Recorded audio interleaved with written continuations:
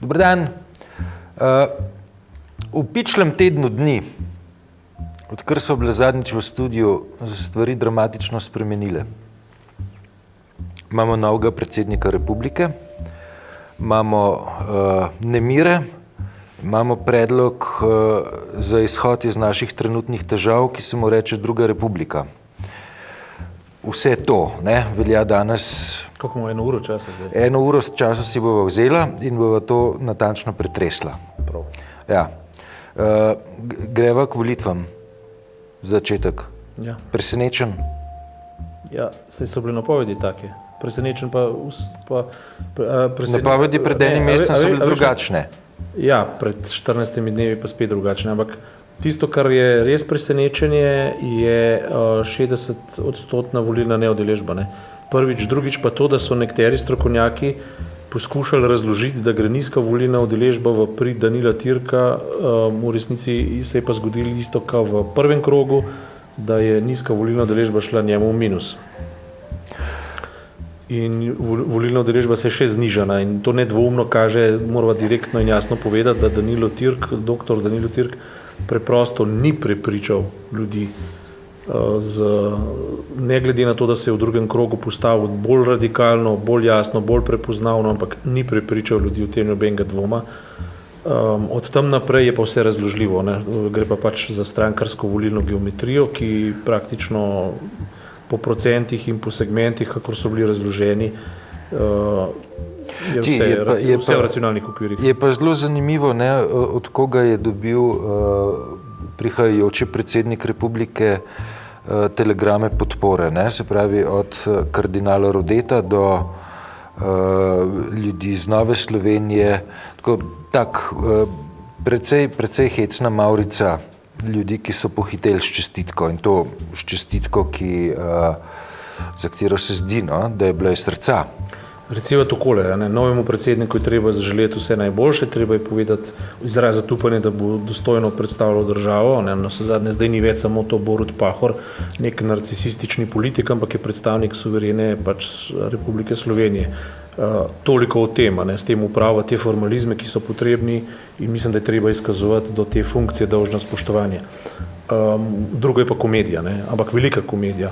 Namreč to, kaj so iz Boruta Pahorja počenjali ti isti ljudje, ki so ga zdaj podpirali, kaj so počenjali 1 leto nazaj in kaj so počenjali, če se spomnim, sem citiral leto 2007, citiral sem svoj lasten primer, ko ima zdaj Silvestra Šurla iz Reporterja, ki odpira novo dobo s tem, ko je Borut Pahor prišel na oblast, ko mu čestita in to tako bravurozno, sam kardinal, ko je postal kandidat desnice, tako kot je takrat napovedal Vlado Miheljak.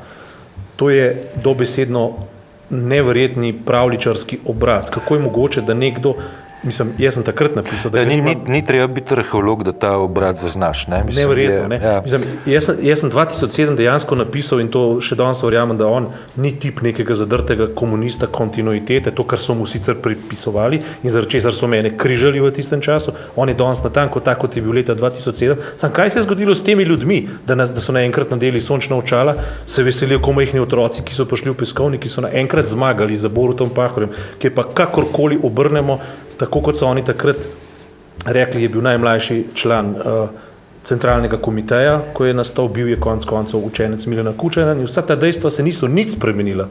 Ne vem, odkot ta sanski obrat, kar naenkrat je pa on čudežni otrok, ameriški ambasador je vas vzhičen nad njim in tako naprej. Se je vendar enak od leta 2007 in je vendar enak od leta 2010 in je enak od leta 2011, ko so ga metali, ko so koncev mu rušili vse reforme in tako naprej. To so ti pravlični obrati, ki jih bo treba zdaj jasno kronografirati, jasno bo treba postaviti pozicijo, zato da se bomo čez 10 let lahko tega spominjali. To ni zgodba o Borutu Pahorju, to je zgodba o neverjetnih metamorfozah dvoličnih ljudi. Dobro, zdaj dali bomo prihajajočemu predsedniku verjetno na 14 dni mir, potem bo, mislim, da 22. tega meseca prisegel kot predsednik republike, verjetno bomo kakšen portretič še namenili, kakšno analizico, ampak sosledje dogodkov je bilo zdaj zelo gosto. Mi dva sva v petek, tik pred volilnim molkom, sva si šla sva šla skupaj na teren, ne? Točno, In sva skupaj na terenu opazovala. V petek sva se pomešala med množico, celo Ne. za nekimi kapucinarji sva hodila. Tako, ne. Ti si bil skoraj tepen, jaz sem se Ti pripravil si me na pretek. skoraj branil. Tako Ja. je, sem bil Mal pripravljen je manjkalo, pa bi me ampak branil. res mal je manjkalo. Ja. Ti si upozoril enega od kapucinarjev, teh s kapuco in s temi priteklinami, naj ne meče petard in so te Je bil besen, ja. Zelo je bil besen. Jaz sem se resno pripravil na to, da bova tepla in bova tepena, ampak hvala Bogu se je drugače obrnilo, ampak Je pa res, midva sva zapustila prizorišče zaradi službenih obveznosti nekaj minut pred začetkom televizijskega dnevnika. Ne? In kar je značilno v tehle protestih, ne? In sicer v nasilnem delu protestov, je, da se začnejo vklopom v živo, ne? dve minuti do 19. ure z vklopom v živo Ja.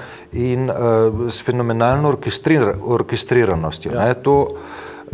To, da bi neki tako naključno mimoidoči ulični huligani tako natančno znali planirati, kdaj je treba začeti z uničevanjem skupne imovine, ne, je skoraj da onkraj znanstvene fantastike. Ne. Gre za organizirano podjetje. v tem ni nobenega dvoma. Tudi, če si ogledal način, kako so se pomešali med množico, kako so bili koordinirani. Tisto, kar je pa mene resno presenetilo, in tukaj se treba pač postaviti na stran policistov, midva so takrat ta kraj z vseh koncev pregledala, obkrožila in vse tako naprej. Videla sva, da so policisti zelo dobro organizirani in tako naprej, na kar kaj izvemo, ne? Da so policisti uspeli locirati te izgrednike, provokatorje, jih strpati v marice, zapreti, potem so jih pa izpustili naslednji dan. Mislim, kaj se pa dogaja s to državo? Baje so nekateri bili isti, ki so nastopali v Mariboru nekaj dni prej in se ponavljajo. Mislim, kako je to mogoče? Ta neučinkovitost je pa že mal moteča, ne? Nekoliko, ne? Koliko je moteča, ne? Se to konec koncev pa ogroža tudi javno imovino, premoženje, državno in tako naprej. Mi ga plačujemo, če se šipe tam razbijajo, če padajo granitne kocke in tako. Ja, To ni v redu, ne? Ne vem, ne, mislim, jaz sem laični pravnik, ampak ne vem, ne, sem slišal za kaznivo dejanje povzročanja splošne nevarnosti, ne, pač če mečeš težke petarde in mečeš težke granitne kocke, domnevam, ne, da to ustreza definiciji kaznivega dejanja povzročanja splošne nevarnosti, ne, pač če vemo, da so protesti napovedani za vsaj še za 14 dni, ne, pa tako, mislim, ni treba gledati v kristalno kroglo, da bi napovedal, da obstaja utemeljen razlog, da se kaj takega ponovi. Ne. Zdaj, pustimo, ne, begosumje pa uničenje dokazov, ne, ampak ponovitvena nevarnost pa obstaja. Vem, no, ja. Definitivno obstaja, ne? Moja laična razlaga, kolikor sem jaz pač v prostem času pravo bral, ne, nisem ga bral tako, da bi to študiral. Ne, ampak, jaz sem vse mislil, da gre v tej masi 60%, da se ta masa prekriva z ljudmi, ki so bili pač na ulicah, pa zgleda, da to ni tako, oziroma če je tako, potem je dober znak to, da so pokazali zelo kritično distanco praktično do celotne politike a priori, ne? Ker premier je postavil, če se spomniš, kdaj je rekel, še v petek pred volilnim molkom, je postavil javno trditev, da gre, da so v bistvu strici iz ozadja organizirali te proteste. Ampak v ponedeljek so se pa ravno tako spet zgodili. Se ponavljajo in se bodo še ponavljali in očitno, mislim, to je demantirano, očitno gre za neko gibanje, ki je samo po sebi neulovljivo in imam vtis, da je celotno politiko malo strah, kaj to pomeni v resnici. Ne? Ja, zdaj, ne bi se pa jaz strinjal tle, ne, da mislim, če si premier je omenil, ne, premier je nekje tako zavzel neko držo, ki skuša biti uravnotežena, ne, rekel, ne, tle so nekje v sredini tega gibanja so ljudje, ki opozarjajo na naše trenutne težave in to bomo rešili, ne, potem je pa tle levi odklon, pa tle pa desni odklon, ne, pravi imamo levi pa desni ekstrem, ne. Tako kot sem jaz opazoval dogajanje na kraju samem, ne, bi rekel, da ljudje, ki pripadajo tem anarhističnim skupinam, pa te ljudi vsaj na videz poznam, ne, pa poznam tudi njihovo ikonografijo, ne, so zelo dosledno v tisti množici vpili ne nasedajmo provokatorjem, umirimo provokatorje, nikakor ne bodimo nasilni. Ne? In je teorija, ne, da je levica, ne, s premierjevimi besedami skrajna levica, ne, sodelovala pri nasilnih protestih, tega empiričnega testa po moji oceni ne bi prestala. Ne. Tisto, kar je pa zaskrbljujoče, je pa dobro organizirana desna radikalna scena. Zelo dobro organizirana. Ja, veš, o tem smo bili pa tih 20 let, ne? 20 let. Ja, in o tem pač ne bo več mogoče biti tih in se bo treba postaviti tudi kakšno vprašanje za nazaj, a ne, pa kakorkoli že. Zdaj je samo eno temeljno vprašanje, kakšno zvezo bi to lahko imeli z idejo druge republike oziroma s tisto radikalizacijo, ki je... Jaz se zaenkrat ne upam postaviti zveze. Ja, jaz tudi mislim, da je ni mogoče postaviti še zaenkrat. Mislim, da bi bilo to preuranjeno po eni strani, ne, po drugi strani je pa dosti očitno, da bi premier Janša rad to prevezal in izkoristil to spet, skratka, za Jahov val in izkoristil to za ponovitev svojih tez iz leta 2009 o drugi republiki. To so pač tiste teze, ki so jih v bistvu tudi člani, saj nekateri vidni člani Zbora za republiko, kot je Peter Jambrek pa Gregor Virant takrat nekako zavrnili. Nekateri so se pa pač z njimi strinjali, ne. Da greva, ne, se pravi večinski volilni sistem, ja. Odpoklic županov, odpoklic poslancev, se pravi reelekcija sodnikov. Zanimivo je to, da od 11 točk mislim, da je na 4 točke ciljajo na sodno vejo oblasti, ker je tako, meni je moteče, ne, da nekdo, ki je v kazenskih postopkih precej vehementno skuša rekonstruirati sodno vejo oblasti. Ne. To se mi zdi sporno, ne, tako z osebnega stališča. Ne. Mislim, nimam pomislekov, ne, če razmišlja premier o reformi izvršne veje oblasti, nimam pretiranih pomislekov, če vodja največje koalicijske stranke razmišlja tudi o spremembi volilnega sistema, če razmišlja na glas o tem, kaj s poslanci narediti. Ampak mi zdi tako, da pa lotevanje sodne veje oblasti pa eno težko prehitevanje po desni. Vprosti, jaz imam pomisleke tudi s tem, da se odpoklicuje župane, vsaj na način, kot ga zdaj predlagajo. Ne. Volitve so bile tukaj, volitve so pokazale svoje rezultate in ljudje so bili izvoljeni na volitvah. Je pa treba seveda delati na tem, da se vzpostavi politična kultura in pa seveda legitimne oblike pritiska na ljudi, ki ga lomijo, tako kot ga Kangler lomi. Ja, naj odstopijo. Ne moreš ga pa odpoklicati, ker veš, kaj je problem? Ne, veš, kaj rabiš, no? Ti mi jaz povedal. Rabiš podoben mehanizem, kot je interpelacija v državnem zboru, ne? Ampak na lokalni ravni. Ne? Vprašanje pa, kje to interpelacija. Župana, ker ne veš, kdo ga je volil. Odpokliče ga lahko samo, kdor ga je izvolil. Volitve so pa tajne. Ne? Ne, predsednika republike tudi lahko interpeliraš v primeru, da obstaja utemeljen sum, da je storil protiustavnost. Ja, ne?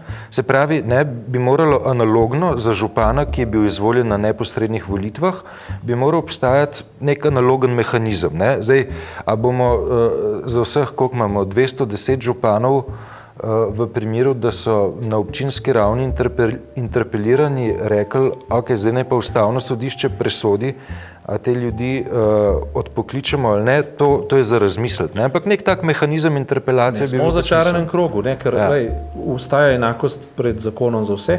Če bi pač odgovornost oziroma poslancev, županov predsednika države in tako naprej poskušali narediti učinkovite, pomeni, da bi sodišča morala hitrejše delovati. Ja. To pomeni, da bi morali določiti prioritetne posebne roke za te ljudi, da bi morali biti recimo od prve do zadnje inštance vse končano, recimo najkasneje, na pamet govorim, v enem letu. Sam potem pa spet nismo vsi pred zakonom enaki, se pravi, ene se obravnava prioritetno, druge se ne obravnava, skratka, tukaj je zelo veliko dilem, zelo odprta shema je, predvsem je pa na drugi strani zelo prikladno, da se nek totalitaren, avtoritaren politik, kakršno oblast zdaj imamo, kaže pač te tendence, uzurpira to oblast in začne delati red po državi sebi v korist in v imenu reda v državi. Se pravi, pa si na drugi strani v neki drugi pasti in mislim, da je tle treba pač narediti korake v smer politične kulture in sej ljudje so zdaj pokazali zadostno mero suverenosti. Jaz mislim, da bodo ljudje zdaj naučili politike, kaj je treba narediti, ker jaz sem prepričan, da bo Franz Kangler prej ali slej odstopil. In ne bo zato treba nobenega posebnega sodnega procesa. Ti bodo itak stekli po svoje lastne. Ti veš, kaj sem jaz danes službo prinesel? Kaj? Washington Post. In kaj piše na njem? Iz leta 1974. To je pa Nixonovo obdobje. In tam na glavi od Washington Posta piše gotov si. Ne? Piše Nixon resigned. Ne? Se pravi, tudi boljšim, ne, kot je Franz Kangler, se je dogajalo, da so odstopili. Ja, ampak zraven se ne sme država podreti. A veš, in to, kar je zdaj...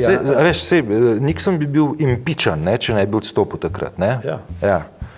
Dobro, Amerika je to preživela. Mi smo pa zdaj imeli, lansko let smo imeli predčasne volitve. Človeka, ki je bil vržen iz prestola, je zdaj predsednik države in zdaj Janša že najavlja nove predčasne volitve oziroma nakazuje nove predčasne volitve. Mislim, zakaj pa se je potem boril za oblast ali kdorkoli se že je? Mislim, ali bomo zdaj mi v rokah, da bo zdaj cela država talec nekega nenormalnega razmerja med Janšo in med Jankovičem recimo. To tako ne more biti, ne. In jaz mislim, da je sporočilo ulice je nedvoumno, zdaj bo treba samo izolirati in identificirati še sporočilo provokatorjev, ki poskušajo to sporočilo očrniti, ki ga poskušajo narediti nelegitimnega. Ja, nelegitimnega. Ja, mislim, da se je treba za to pač boriti, in tudi treba se je postaviti na stran policajev, ki so zelo jasno povedali, da proti ljudem nimajo popolnoma nič, da samo svoj posel upravljajo. In tudi se mi zdi, da je bilo zelo na mestu to, da so povedali, kako zelo se ne strinjajo s tem, da oni tam tvegajo praktično svoje življenje, predvsem na vsak način pa svoje zdravje, zato da polovijo tiste huligane, naslednji dan jih pa spet dobijo na barikade. Mislim, to je nekaj, česar ljudje ne marajo. Jaz sem prepričan, da upravičeno tega ne marajo in v prihodnosti bomo mogli še kaj na to temo reči. Ja. Mislim pa, da je bilo dobro, da smo po prvem mariborskem dogodku vendarle upozorili na nekatera početja policije, ki so pa bila po moji oceni nedopustna. To je seveda. Ja. Širanje z solzivcem. Seveda. In da je po tem policija svojo korektnost dejansko dvignila na zelo visoko profesionalno raven. Ko so midva bila recimo temu na položaju, je bilo njihovo ravnanje vzorno.